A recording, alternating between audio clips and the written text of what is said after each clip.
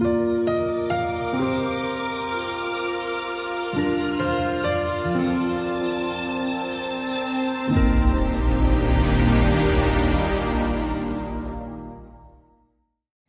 hello, this is Darlene with Friends of Fairview. We're a nonprofit organization dedicated to preserving Fairview Cemetery right here in New Albany, Indiana, as well as preserving the legacies and the stories of the people that are buried here.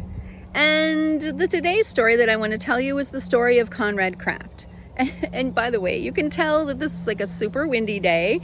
It feels like every time I try and record a video here, it always is super windy. So it must be we're in the super windy pattern or something. But anyway, here we are fighting the wind again. So we're just gonna bear with it. We're gonna trudge forward because this is a very special story that I want to share today. And what makes it special is that today is the story of one of our Friends of Fairview ancestors, one of our members' ancestors. So she requested that this video be created about her ancestor, Conrad Kraft. And that is the story we're going to tell today, the story of Conrad Kraft. Now, Conrad, he came from Germany, Reibelhausen, Germany, if I said that correctly, which is right in the center of Germany. So he was born to, his parents were Heinrich Kraft, or Henry Kraft, as we would say Heinrich in America, Henry. So Henry Kraft, and then his mother was Eva Waldschmidt, if I said that right, Waldschmidt. I had to think about it because my mouth doesn't speak German words very easily. Waldschmidt. Eva Waldschmidt Kraft was his mother. Now they had Eva and Heinrich. They had 7 children together. And 2 of them would not make it to adulthood. They would die in early childhood. But the sad thing about this family is that when Conrad was just about 16 or 17 years old, his father passed away. And then not about a year later, maybe a year or a little bit more later, his mother passed away. He was about 18 when she died. So by the time he was 18, both of his parents were dead. So sad, right? So let's go through the children. He had the 2 oldest sons. The 2 oldest were sons Justus and Christian. They both ended up immigrating when they were in their mid-20s. So it was about 1846, about 3 years before Conrad immigrated to the United States from Germany. They immigrated. They landed in Savannah, Georgia. And then one of them, Christian, lived in New York for a period of time. He died there, and then his brother Justus had his body removed to Georgia, and so both of them are buried in Savannah, Georgia. They're in a cemetery together. So that's where the 2 oldest brothers are. And then the next son, or the next sibling that Conrad had after the 2, was Frederick, who died when he was just 2 years old. And then the next ones were Conrad and his sister Anna Katerina, or Catherine. They were twins. So they were born on the same day. They were twins. And when they were 3 years old, unfortunately, Anna Catherine died. So, so Conrad lost his twin sister when they were 3. And then the next after him was his brother Henry, who ended up coming to America, immigrating probably around the same time that Conrad did. And he's buried here. He ended up here in New Albany, and he's buried here in Fairview Cemetery in another part of the cemetery with his wife. So they're over there. So his younger brother Henry is here. And then the youngest of the siblings was a daughter, or a sister named Catherine Elizabeth, who she was 12 when her mother died. So by the time she was 12, her parents had passed away. So likely it would have been aunts, uncles, other family that were there in the area that would have taken the children in until they were older. But their sister Catherine Elizabeth, she ended up marrying and living and dying in Germany. She never came to America. So she's buried over there. And that is all his family. So as I said, Conrad immigrated here to New Albany in 1849 is when he came. I'm pretty sure his brother Henry probably came around the same time because he's also ended up in New Albany too. But I know that Conrad entered the United States on May 8th, 1849. And he entered through New Orleans, through Louisiana, New Orleans, which was very common, a very common entry place. Then you would just go up the Mississippi and the Ohio River, and a lot of places, a lot of German immigrants came that direction, came that way. And then they would settle in areas and towns and cities and stuff along the river, which makes sense, right? So St. Louis on the Mississippi River has a huge German population, and that was a big place where they would come. But New Albany, Indiana was also a place where many Germans ended up landing and residing and settling in. So Conrad was one of them. Now, on the trip over, the voyage over to America, Conrad met this lovely girl. Her name was Mary Gernert. And Mary Gernert, or Maria Gernert, Maria Mary. Maria there, we say Mary here, but either way, it's the same, Maria Mary Gernert. And he met her on the trip over, the voyage over. They fell in love, and they married just about 8 months later, on January 3rd of 1850. So they married and began raising their family in January of 1850, right here in New Albany. So they get married. They had 8 children together, and we'll talk more about the children as I show you who they're buried with and we go see the grave sites. Some of the children are not buried here, but I'll mention who they are and a little bit about them and where they are, so we can fill in the full story for Conrad and his children. But they had 8 children together. Now, when Conrad and Maria were first settling into New Albany, he started out his career here as a core maker. Now, a core maker is someone who would be, it's tied into the industry of ironworks. So ironworks, foundries. During the time that Conrad immigrated here, it was a big shipbuilding time in the shipbuilding industry here in New Albany was huge at the time that they came to New Albany. So there were a ton of foundries, there were a bunch of ironworks, several ironworks and foundries all along the Ohio River, and most of them were tied to the shipbuilding industry. Many of them were. And they were building like boilers and things like that for the steamboats. And so it's likely that the industry that he was working in, what he was working in, had something to do with the shipbuilding industry, because many of those foundries and ironworks and stuff did have something to do with the shipbuilding industry. Not all of them, but some of them did. So it's likely that he probably was working in the shipbuilding industry somehow with the core making, something to do with the ships, most likely. Now, the shipbuilding industry kind of died out right around the Civil War. So the 1860s, by the time the war was done, 1865, the shipbuilding industry had pretty much disappeared, and it wasn't what it was. New Albany at one point was one of the biggest shipbuilding places on the planet at one point. But that ended around the Civil War. So then those foundries, some of the foundries just died off after the work, there just wasn't the work that there was before once the shipbuilding industry kind of declined. But then many of the ironworks and some of the foundries then would just switch over to the railroads, because as the shipbuilding industry was disappearing, the railroad was just getting going. So then they started making like railroad ties and railroad rails and stuff for the railroads. So engines and things like that. And then they just shifted from shipbuilding to railroads. So it's interesting that right at 1866, which is right about the time that the shipbuilding industry was starting to disappear here in New Albany, that's when Conrad got out a license to sell liquor, and he opened a saloon on Market Street, 116 Market Street. East Market, 116 East Market is the building that he bought. The saloon was called the Spool Saloon, and it was on the first floor. And then he and his family lived above the saloon, as well as a boarding house. He also boarded other German immigrants who were trying to also settle into New Albany. So he was such a benefic person, such a generous guy. remembering his own travels to try and settle in the United States, that he allowed people to board. He helped immigrants from Germany, board in his place, help them get until they could get settled in, get their citizenship, get a job, find a place to live, all of that. Many of them stayed with Conrad. Pretty cool, right? So he did that. Now, they ran the saloon. He ran that saloon all the way until his death in 1899. So from the 1866, so over 30 years, he ran that saloon right there on 116 East Market is where it was. The building still stands. You can see the building right now, the picture I'm showing you.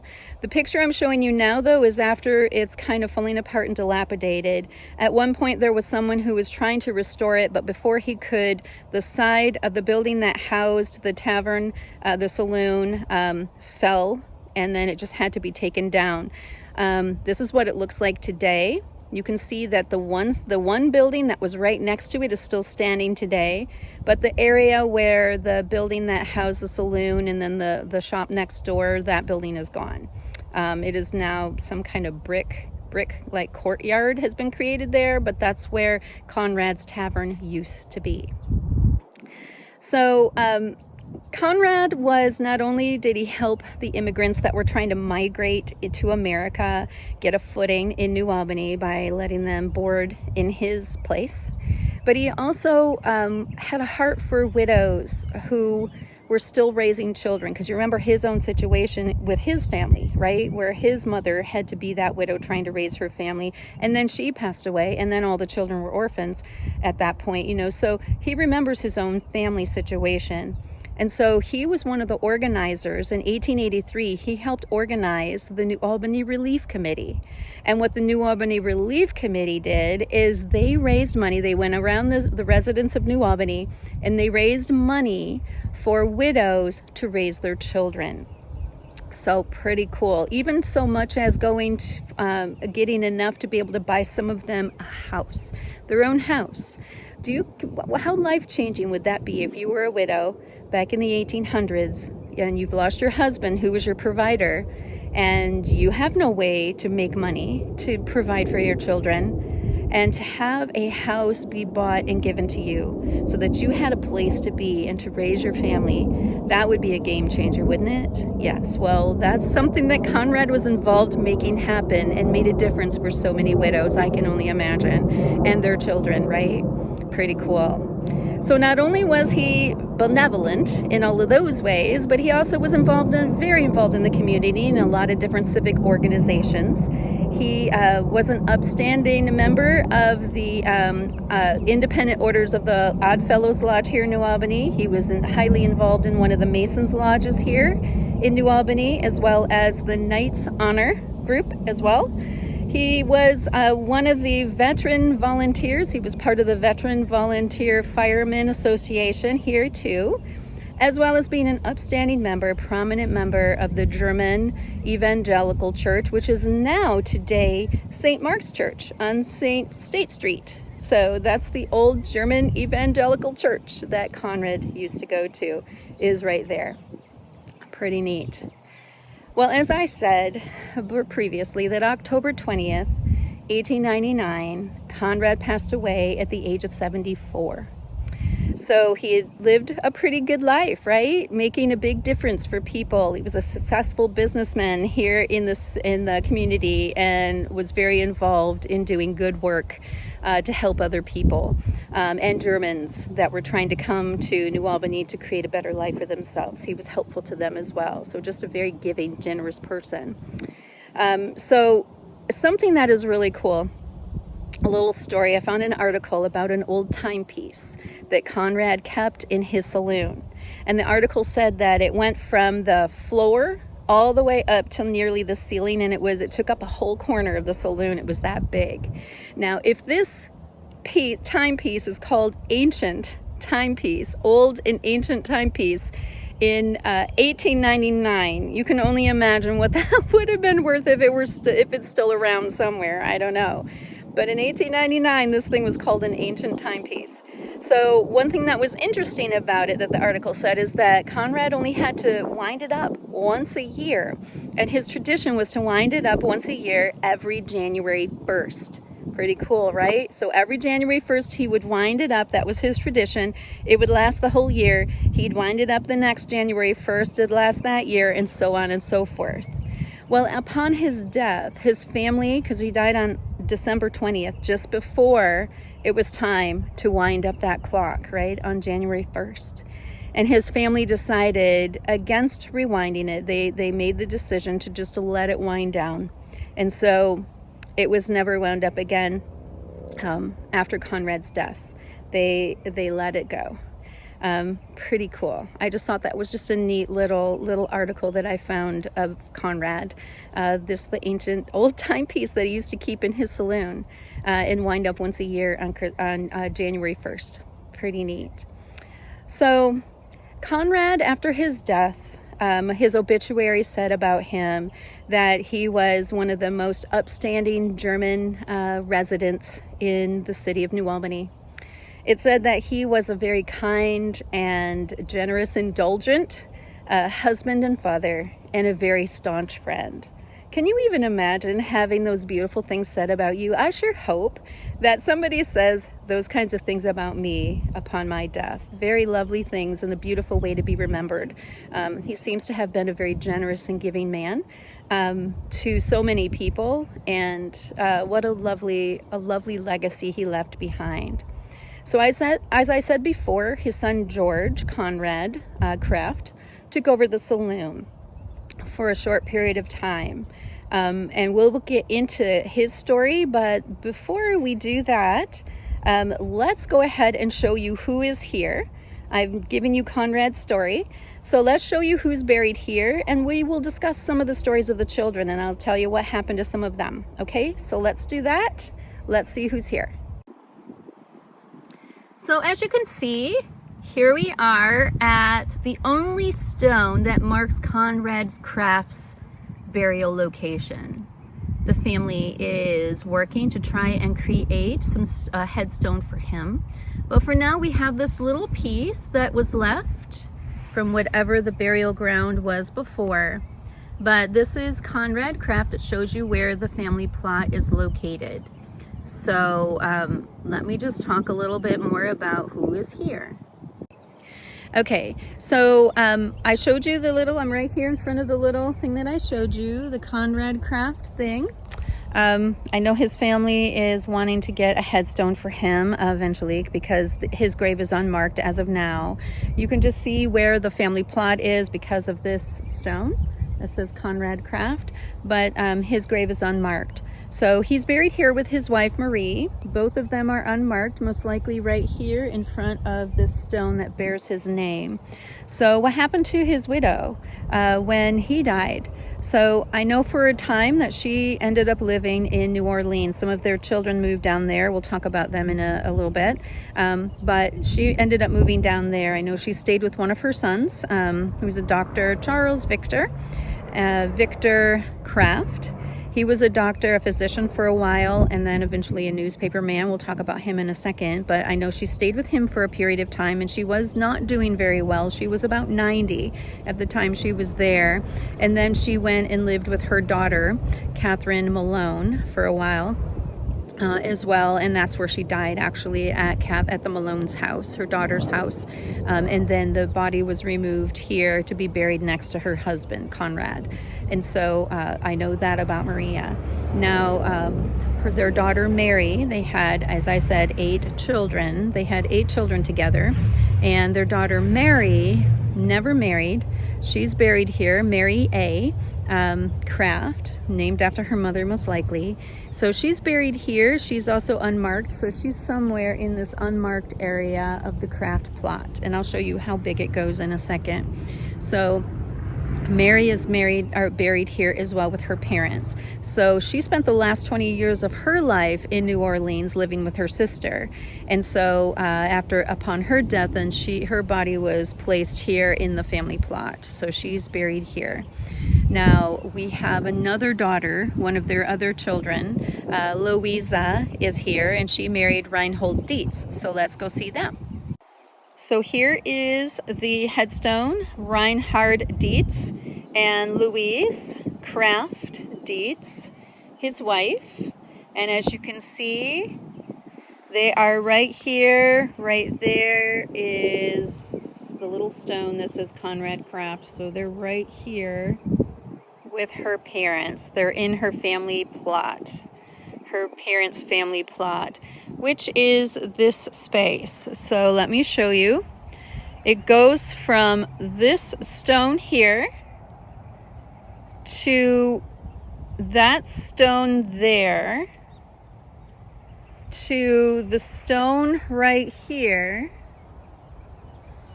and then the final little corner stone right there. So that is the family plot. And there's right there is the stone that says Conrad Kraft. We'll talk about who is next to him in just a second, but this is their daughter, Conrad and Mary's daughter, Louise, and her husband, Reinhard. Okay, so now we're on the other side of the family plot, which you remember is marked off. It's one big giant square marked off by these 4 little stone little post things. So there's one there, one right here, and then there's 2 in the back marking the whole square. So most of the people buried here in this plot are unmarked. As I said, Conrad and his wife Marie, and then their daughter Marie, buried here unmarked. And then I showed you their daughter Louisa and her husband Reinhard. They have a monument and they're buried there in the family plot over by the monument. But then we have another headstone here. So let's see who this is. This is Lena. This is Lena. Her parents are buried over on the other side of the cemetery, and they actually figure in further to this family story. So we're going to be going over there in just a second, because Lena, her sister, Carolyn, married her husband George's Kraft's brother. So the 2 brothers married the 2 sisters. And so Conrad and Marie's son, Henry, is buried over there with his wife and one of their sons and his wife's family. So we're gonna go, and which is Lena's sister, Caroline. So we're gonna go over there and we'll see all of that in a minute. But Lena's story. So she married George Conrad Kraft after the death of her first husband. So her first husband only lived 2 years. They were only married 2 years before he died. And so then she married George Conrad Kraft. And the sad thing about Lena, just very tragic, makes me just sad to talk about it, being a mother myself, but they got married in 1898. In 1899, they had a little baby who was born stillborn. In 1901, they had a little baby, again born stillborn. In 1903, they had a little baby, born stillborn. Not only that, but Lena died in childbirth. Her and the baby have the same exact death date, so most likely it was a childbirth thing. They both died. They both died on that day. So it was most likely something to do with childbirth, or maybe Lena had some type of medical struggle, and when she died, that the baby died as well. But they both died on the same day. So not only did George lose his wife and his baby and the other 2 children, I mean, he lost his whole family. None of them made it. Isn't that so sad? So poor George. His wife and all 3 of his children that they had together all died, all dead. So just a sad little thing to just to learn about Lena and the tragedy that her and George faced, or that George faced at her death and the death of his 3rd baby that also didn't make it. So Lena is here. Now, as far as I can tell, George never went on to remarry. He's actually buried in New Orleans. So he also ended up moving down in that area, lived in Alabama for a little while, but then ended up in New Orleans with his siblings, and he's buried down there. So As far as I can tell, he didn't remarry. So that is who is all in the plot here. So just a recapping, we have Conrad and his wife Mary, or Maria Kraft, Gernert Kraft, right? And then we have their daughter Mary, all here, all unmarked. And then we have their daughter Louisa and her husband Reinhard Dietz are here. And then we have their daughter-in-law Lena, who is married to their son George, who died what appears to be in childbirth, because her and the baby have the same exact date of death. And the baby is, on the death certificate of the baby, it says stillborn. On hers, it has some type of complication, so maybe brought on by the childbirth. That's the only thing I can think. So definitely something that was all part of it. So anyway, all we know is that George lost his wife and his child in the same day, after having already lost 2 children. So sad. But anyway, so George didn't stay here in New Albany for very long before he went south, where his siblings were located. So even though he ran the saloon right after the death of his father, he didn't do that for very, very long. I don't know what happened to the saloon after that. Maybe he sold it. It doesn't look like any of the other siblings took it over. So it looks like probably it was sold, most likely. Anyway, so let's go meet the brother, one of their sons, their other son Henry, who's buried over there. Remember, has married Lena's sister Caroline. So they're buried over there where their parents are buried. So Carolyn and Lena's parents are buried over there where Henry, their son Henry, and his wife Carolyn, and one of their sons is buried. So let's go over there and then we'll finish up here. Okay, so I'm right here where Henry is buried. He is buried in his wife's parents' family plot, Endres. So he married Carolyn Endres, and Carolyn is the sister, as I said, to Lena Endres, who married George. So the 2 Endres sisters, Lena and Caroline, married the 2 Kraft brothers, George Conrad and Henry Kraft. So the sisters and the brothers, they were 2 couples. So anyway, Lena is buried over there with the Kraft, her father, her parents, her in-laws, Conrad and Maria Kraft, so buried with her husband's family. And then over here we have Henry buried with his wife's family, the Endres family. So the Endres family plot, again, just like the Kraft family plot over there, is marked off by 4 stones. So we can see we have a stone there. And then right here we have a stone. So you see the 2 stones. And then if we look over here, we're going to have 2 stones again. So here's a stone right here. And then behind that little headstone is another stone. That headstone is in the family plot. I am not sure who it is. There are 3 people here that were unmarked. I have a feeling it might be her Caroline's brother who's buried here too. So Caroline's parents are buried here. And her parents were John and Magdalena Endres, E-N-D-R-E-S, and sometimes it's E-N-D-R-I-S. Either way, same family. And so they're buried here. Now, Magdalena, her mother's maiden name was Deem. So Magdalena Deem Endres. And they're buried here. But they had a son, John Jr. Endres, who died, I think he was like late 20s, 30, something like that, of some kind of paralysis disease, and that he just wasn't able to recover. So he died in 1880, and he's buried here. So those 3 are buried here along with Caroline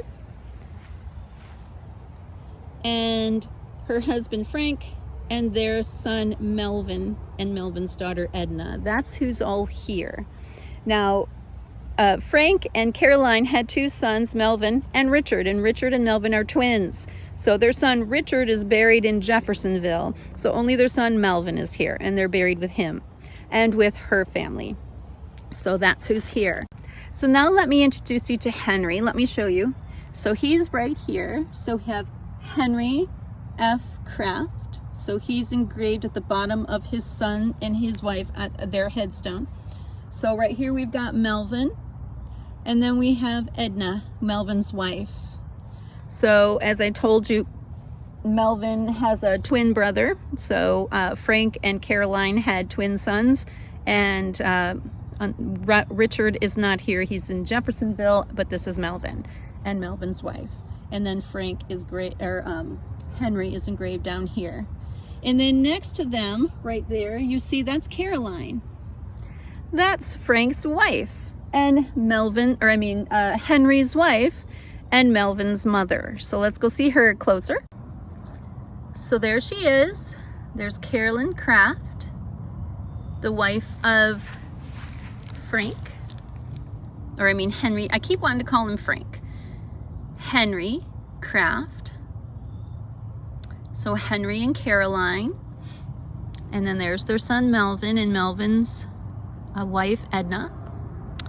And then in this whole plot, let's just go back so we can kind of get a look at it. We can see from the stone to the stone, and all the way over here, from that stone to the headstone there that has the other stone behind it. That is the whole Endries family plot. So I'm not sure who this is over here. Let's just go take a look. Okay, so I'm here next to this headstone, which is right over here next to all of them. It is within the family plot parameters, so it's probably one of the family. It is so messed up that you can't really see who it is. So it could be John, their brother John. Carolyn's parents, when he died, I'm sure that they wanted to give him a nice burial, right? He died in 1880 before they died, so it's very likely that they had him buried here with this headstone, which would have looked lovely when it was brand new, right? When it was first put in. It's pretty weathered now over the years. So that could be John.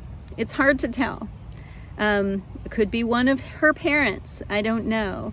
But I know that the people buried here are her parents, her brother John, and then Carolyn, her husband Henry, and then their son Melvin and Melvin's wife Edna. Those are the people buried here. So I'm not sure who this is. It could very well be John, the brother, and this is where he was buried when he died in 1880 from that disease. So anyway, but that's who's here. Alrighty, so let's go back over to the Craft family plot, and then we'll continue there. We'll wrap it up there. Bye! Alright, so that is Henry and all of that. So those are all of the their family members that are buried here. I did tell you that one of Conrad's brothers is buried in another part of the cemetery, so he is also here. But that is all of the children, Conrad and Maria's children, that are buried here in Fairview. So what about the other children? What happened to them, right? I said there were 8. So there are some that are buried elsewhere. So their son, Justice August, he was here, actually lived in New Albany all the way up until the last 10 years of his life. He and his wife had one son, and his name was Frank D. Craft. He ended up moving to California. So in 1937, at the flood, unfortunately, Justice and his wife lost, Justice August Craft. He went by Gus, so he was called Gus. So Gus and his wife moved to California in 1937, right after the flood, because they lost everything in that 1937 flood that hit New Albany and devastated so many things. Well, all the little river towns up and down the river of the Ohio. It was unlike any other flood in the history of this area, before and since, right? That 1937 flood. So unfortunately, Conrad and Maria's oldest, Justice Augustus, or Gus, he and his wife lost everything in that flood, and so they moved to California, where their son was living with his wife and family, and they lived there with him for a while, and then they and their son, all of them, ended up moving to Oregon, and that's where they both passed away. And so so their son and his wife, and so their son, Justice, and his wife's son, and his wife, Frank, and his wife, and Justice and his wife are all buried in Oregon. Okay, I just wanted to make sure that that was not confusing, but yes. So all four of them are buried in Oregon. Some of their sons, their grandchildren are buried in Oregon. Some are still buried in California. They didn't move with the family to Oregon. So some of them stayed in California, some of their grandchildren, Frank's children. So that is their oldest son, Justice. So he's buried in Oregon. Then they had Mary is here, and then they had a daughter. Her name was Catherine. So we have Catherine Malone. She and her family her husband ended up moving to New Orleans, so that's where they are. They have another daughter who also moved to New Orleans, Goebel. Her first Margaret Goebel, and so they are also in New Orleans, as well as George. As I told you, Lena's husband ended up moving down there, so they're all buried in New Orleans, as well as their youngest child. This was Dr. Charles Victor Kraft. So he actually was a physician here in the area, very prominent physician. President McKinley even hired him to be the main physician for something. I can't remember what, but the bio where I got some of this information from, that was written by our member about her family. She gave some of it to me, and then I did some of my own research. But I will include that on the website. So on our website, you will find her biographical sketch that she created for Conrad, so that you can see what she shared. But anyway, so he was a prominent physician here in the area. When he moved to New Orleans, though, he actually went down there to help with a malaria epidemic that was happening down there in the late 1800s. And he did physician for a while, but then he ended up getting into newspapers when his father-in-law, who owned a newspaper there in Louisiana, in New Orleans, he passed away. And so then Charles Victor took over the newspaper and became the main publisher and owner, and then he was into the newspaper business. So that's what he did after that. But he and his family are all buried down there. So they believe that accounts for everybody. So we've got 1, 2, 3 here, and then the other 5, yes. So 4 down in New Orleans, and then there's 1 in Oregon. So that accounts for all of the children. So it has been such a delight to be able to share the story of Conrad Kraft. So let's go down here and be where we have his name. To be able to share the story of Conrad Kraft and his time here in New Albany, and his life and his children, and his what it was like in Germany for him, and the family that he came from, and the struggles that he had, but then he turned those struggles around and used them to create beautiful things for other people, right? To help other people that were in struggling situations, turned his tragedy, his struggle, into beautiful things. And isn't that like a lesson for all of us? To take the adversity in our life, the struggles, the challenges, and turn those things into something beautiful. I think Conrad exemplifies that for sure. And it's been a delight to be able to share his story with you. So until next time and the next story, I wish you all a beautiful day. Bye-bye.